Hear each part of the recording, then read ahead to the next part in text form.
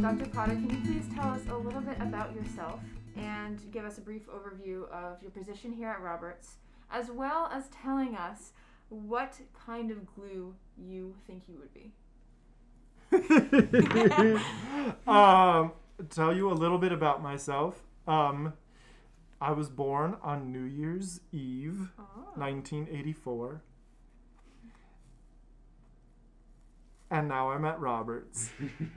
And my position here, I am Director of Choral Activities and Associate Professor of Music. I conduct the chorale, the men's chorus, and the women's choir. I supervise music student teachers. I teach choral conducting and vocal methods. Wonderful. Oh, and what kind of glue would I be? I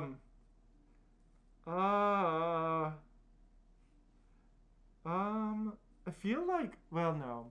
The glue I use the most is super glue because I don't know how to fix anything.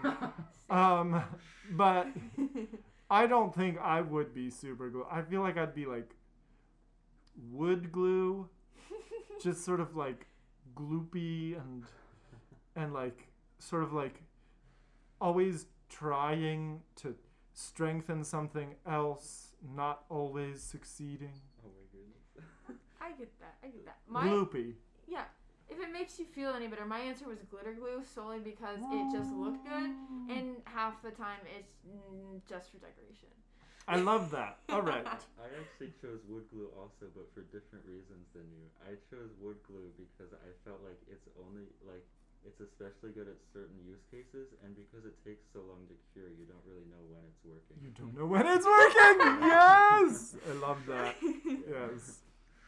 So my first big question is, I would like to know how you would define community specifically, because I feel like something unique about the word community is that it can mean something different to every single person. And in light of music and being a choral conductor, what does community mean to you?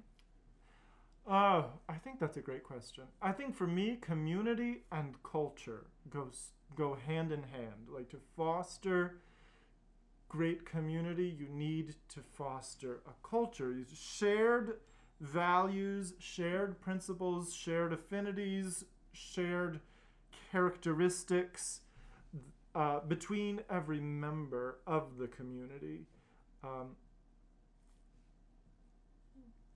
Does that make sense? Yeah. We were talking about something similar to this before. So, would you agree that people in the community are always bound together by one common trait or one common point of access?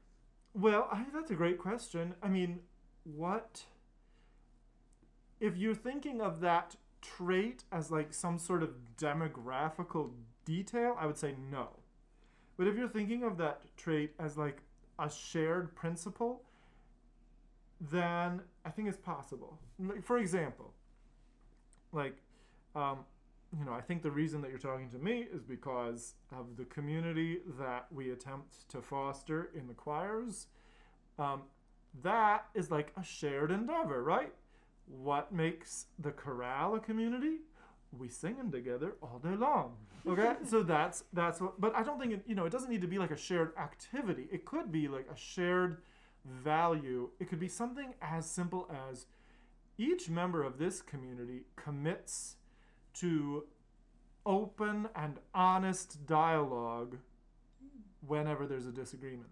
And so there could be a disagreement about everything else, right? No demographic similarities, rich people, poor people, white people, black people, all kinds of straight people, gay people, whatever.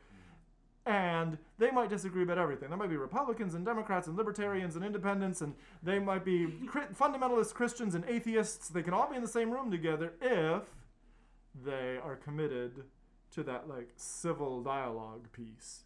So from that perspective, yeah, I think there has to be something.